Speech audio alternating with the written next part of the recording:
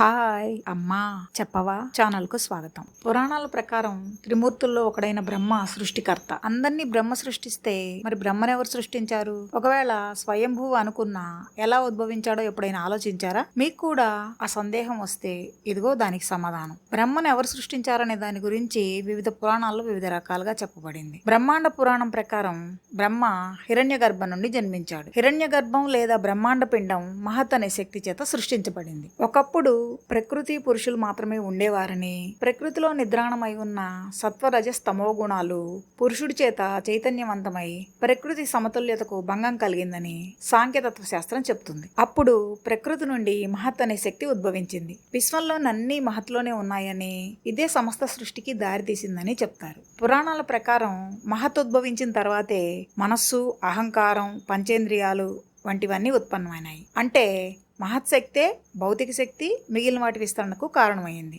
జైమినీయ బ్రాహ్మణం ప్రకారం ఆదిమ విశ్వంలో మొట్టమొదట అనంత సాగరం తప్ప ఇంకేమీ లేవు. అప్పుడు సముద్రంలో నుండి హిరణ్య గర్భం లేదా బ్రహ్మాండ పిండం ఉద్భవించింది. ఇది ఎదగటానికి 100 దివ్య సంవత్సరాలు పట్టింది. ఒక దివ్య సంవత్సరం 360 మానవ సంవత్సరాలకు సమానం. 100 దివ్య సంవత్సరాలు అంటే 36,000 మానవ సంవత్సరాలు. అలా ఆ బ్రహ్మాండ పిండం 100 దివ్య సంవత్సరాల పాటు ఎదుగుతూ తరువాత రెండుగా విడిపోయింది. దానిలో పైభాగం స్వర్గంగాను, కింది భాగం భూమిగాను ఏర్పడింది. అలా సృష్టికి బీజం పడింది. శతపథ బ్రాహ్మణం అనంత సాగరంలో నుండి ఉద్భవించిన బ్రహ్మాండ పిండం బ్రహ్మపుట్టుకు కారణమని చెప్తుంది. బ్రహ్మాండ పిండంలో నుండి ఒక దివ్య సంవత్సరం లేదా దేవ సంవత్సరం తర్వాత బయటకు వచ్చిన బ్రహ్మ తన మాటతో, శ్వాసతో సమస్త విశ్వాన్ని, దేవుళ్లను, దేవతలను సృష్టించాడని చెప్పబడింది. లింగ పురాణంలో కూడా హిరణ్య గర్భం నుండే బ్రహ్మ ఉద్భవించి ప్రపంచ సృష్టిని ప్రారంభించినట్లుగా చెప్పబడింది. అయితే కొన్ని పురాణాల్లో హిరణ్య గర్భం నుండి బ్రహ్మ, విష్ణు, మహేశ్వరులు ముగ్గురు ఉద్భవించారని చెప్పబడింది. బ్రహ్మ పురాణం ప్రకారం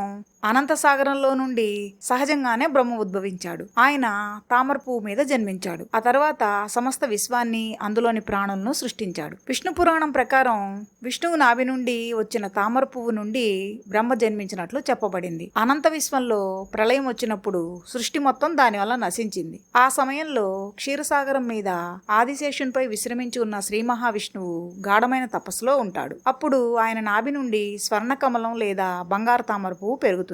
దాని నుండి జన్మించిన బ్రహ్మ కొత్తగా విశ్వాన్ని సృష్టించే పనిని ప్రారంభిస్తాడు. భాగవత పురాణం కూడా బ్రహ్మ జననం గురించి ఇలాగే వివరిస్తుంది. విష్ణువు నాభి నుండి పుట్టిన బ్రహ్మ తన పుట్టుక పరమార్థం తెలుసుకోవటం కోసం తపస్సు చేస్తాడు. అంటే తనేం చేయాలో తెలియని ఒక అయోమయ స్థితిలో ఉన్నప్పుడు దానికోసం తపస్సు చేస్తాడు. అప్పుడు విష్ణుమూర్తి బ్రహ్మకు వేదాలను అందించి విశ్వ సృష్టి చేయటానికి అవసరమైన జ్ఞానాన్ని ప్రసాదిస్తాడు. ఆ తర్వాత బ్రహ్మకు సృష్టి రహస్యం అర్థమై దాన్ని ప్రారంభిస్తాడు. మార్కండేయ పురాణంలో బ్రహ్మ విష్ణువు మనస్సు నుండి జన్మించినట్లు చెప్పబడింది. ఒకసారి విష్ణువు తీవ్ర ధ్యాన స్థితిలో ఉన్నప్పుడు ఆయన మనస్సు నుండి బ్రహ్మ జన్మించాడు. ఆ తర్వాత విష్ణు ఆజ్ఞ ప్రకారం సృష్టిని ప్రారంభించాడు. మత్స్య పురాణం ప్రకారం విశ్వం యొక్క ప్రళయకాలంలో మత్స్యావతారంలో ఉన్న విష్ణువు జలాల్లో మునిగిపోతున్న వేదాలను బయటికి తీసి వాటిని బ్రహ్మకు అందించగా బ్రహ్మ విశ్వాన్ని తిరిగి సృష్టించే పనిని ప్రారంభిస్తాడు. శివ పురాణంలో బ్రహ్మను శివుడు సృష్టించినట్లుగా చెప్పబడింది. సృష్టి ప్రారంభానికి పూర్వం ఎలాంటి ప్రాణులు భూమి మీద లేనప్పుడు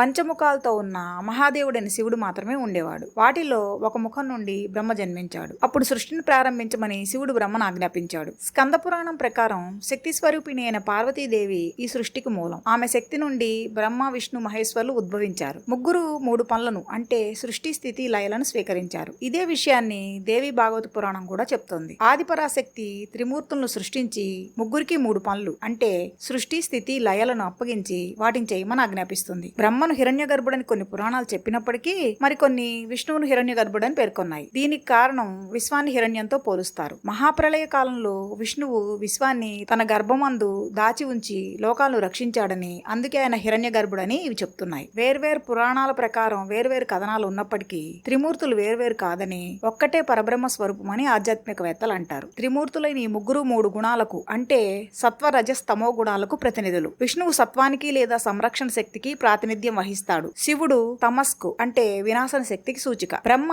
ఈ రెంటికి మధ్యన రజోగుణానికి ప్రతినిధిగా అంటే చైతన్యానికి ప్రతినిధిగా ఉంటాడు. ఈ మూడు గుణాలు ప్రతి వారిలోనూ లేదా ప్రతి దానిలోనూ ఉంటాయని భారతీయ తత్వశాస్త్రం చెప్తోంది. అయితే ఇవి అందరిలో లేదా అన్నింటిలో ఒకే నిష్పత్తిలో ఒకే రకంగా ఉండవు. అదే తేడా. విన్నారు కదా. ఈ కంటెంట్ మీకు నచ్చినట్లయితే లైక్ చేయండి, షేర్ చేయండి. విజ్ఞానం వినోదం కోసం, సరదా సంగతుల కోసం, స్ఫూర్తినిచ్చే కథనాల కోసం ఈ ఛానల్ కు సబ్స్క్రైబ్ చేసుకోండి. నోటిఫికేషన్ల కోసం బెల్ ఐకాన్ క్లిక్ చేయండి. మరో మంచి కథనంతో మళ్ళీ మీ ముందుకు వస్తాను. అంతవరకు సెలవు.